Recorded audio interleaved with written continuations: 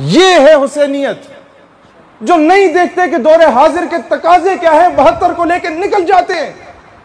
Yazid पे लान तान तो भेज दें, हमारे हुकामे बाला भी ये करें, 70 सालों से लोग चेंज होते आए और यही काम करें, लेकिन सब ने अपने अपने वक्त में वक्त के यजीद के हाथ पे बैत की हुई है। डॉक्टर आफिया को बेचना क्या यजीदियत के हाथ पे बैत नहीं है? जवाब दीजिए, रेमन डेविस जब आपके 2 बच्चों को कत्ल करके मुल्क से बाहर फरार हो जाता है और आप बाइज्जत बरी कर देते हैं, क्या यजीदियत के हाथ पे बैत नहीं है? जवाब दीजिए कि जब रात की तारीकी में कर्नल जोसेफ आपके बच्चे को इस्लामाबाद की सड़कों में गाड़ी के नीचे कुचल देता है और आप रात की तारीकी में नूर खान एयरबेस से उसे मुल्क से बाहर फरार कर देते हैं, ये यजीदियत के हक में बैत नहीं है? काफिला हिजाज में एक हुसैन भी नहीं, गर्चे है ताबदार अभी गैसुए दजला और फिरात। ये मिडल ईस्ट और गल्फ कंट्रीज में जो तेल के जखायर हैं ये मौजूद हैं, गैस के जखायर मौजूद हैं, फाइनेंशियली बड़े अच्छे हैं, अमीर कबीर मुल्क हैं। आपके पाकिस्तान, भारत, बांग्लादेश के लोग वहां नौकरियां ढूंढने जाते हैं। मुस्लिम ममालिक बड़े ताकतवर हो गए पैसे में, लेकिन क्या है, औरत और शराब के आदी हो गए। काफिला हिजाज में एक हुसैन भी नहीं। कॉन्सेप्ट क्या है हुसैनियत का? साल के बाद महफिल कराना, हमारे साथ मिलकर नारे लगाना। जब आप मस्जिद में जिहाद का जिक्र करें, अगले दिन इमाम साहब गायब होते हैं, पर्चे कटना शुरू हो जाते हैं। आज आप गैरत की बात करें, पर्चे कटना शुरू हो जाते हैं। अमेरिका में जाके आप जो मशाइख गए हैं उनसे पूछिए कि आप वहां पर बरेलवी देवबंदी का इख्तिलाफ छेड़े, वो खुश होंगे। आप कादियानी को रगड़ा दें, वो फौरन आपको डिपोर्ट करेंगे।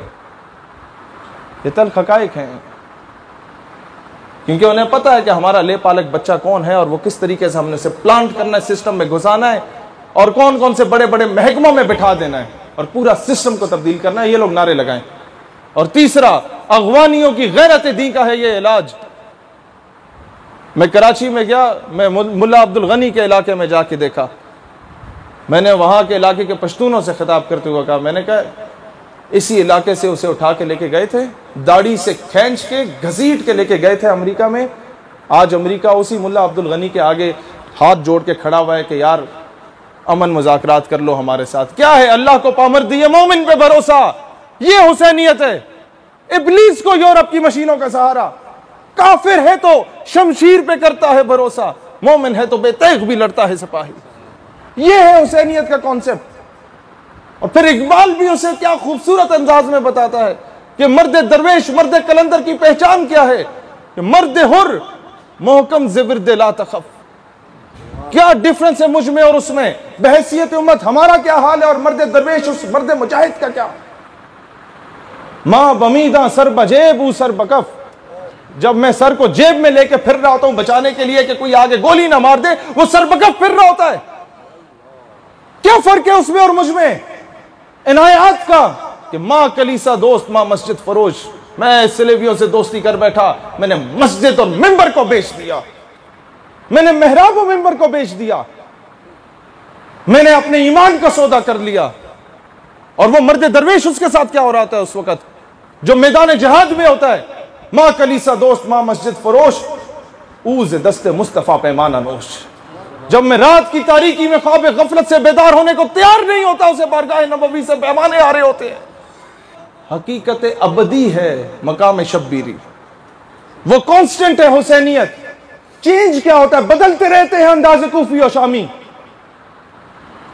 ये मुनाफिकत के अंदाज बदलते रहते हैं, ये बुलाने के बाद गायब हो जाने वाले अंदाज बदलते रहते हैं। जो बड़े बड़े लोग बोल रहे होते हैं कश्मीर में मैदान करबला बरपा है। मैंने उससे पूछ लिया हुकूमती नुमाइंदे से, मैंने कहा अच्छा कश्मीरी हुसैनी है? कहता हाँ। मैंने कहा हिंदुस्तानी फौज? कहता यजीदी है। मैंने कहा बताओ फिर कूफे वाला कौन है? नहीं समझे आप?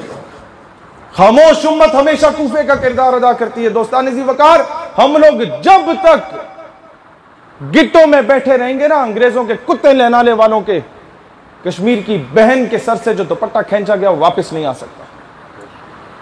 मैं पिछले हफ्ते कराची गया, डायरेक्ट लैंड करते हुए डॉक्टर आफिया सिद्दीकी के घर गया। उसकी बहन और उनकी वालदा ने मुझे यह कहा कि जब रसूलुल्लाह सल्लल्लाहु अलैहि वसल्लम डॉक्टर आफिया सिद्दीकी के ख्वाब में आए, आखिरी मुलाकात में उसने हमसे यह बात बताई, तो वो रो पड़ी कि या रसूलुल्लाह अलैहिस्सलाम ये कब तक मेरा इम्तिहान होगा? मुझे जज कहता है कि तुम्हें बरहना होके आना है अदालत में और कुरान पाक के ऊपर पांव रखने हैं। ये मीडिया पे कई मरतबा एंकर पर्सन कह चुका है यह बात, कब तक मेरा इम्तिहान होगा? उन्होंने कहा तुम तो इम्तिहान में पास हो। उसने फिर कहा मैं कब तक कैद रहूंगी? रो पड़ी। कहते रसूलुल्लाह अलैहिस्सलाम ने जवाब दिया कि तुम तो पास हो, उम्मत का इम्तिहान है। हकीकत खुराफात में खो गई, उम्मत रिवायात में खो गई।